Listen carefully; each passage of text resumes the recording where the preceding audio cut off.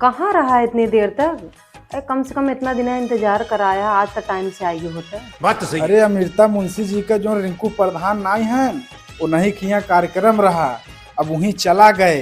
अच्छा, अब 2-4 पैसा मिल गया।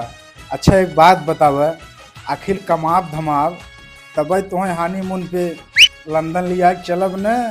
अच्छा जल्दी आवे, भैंसी के दूध है, जम के दही हो जाए। अरे बस 2 सेकंड रुके, जैसे चट मंगनी वैसे पट बिया।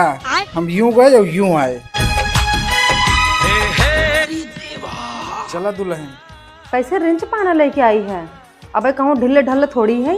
अरे तुम्हें मालूम बना दुल्हन, तहार मन से धू ढोलक मास्टर हवे, तो हम बिना नट बोल्ट टाइट के हे नाई बजाए।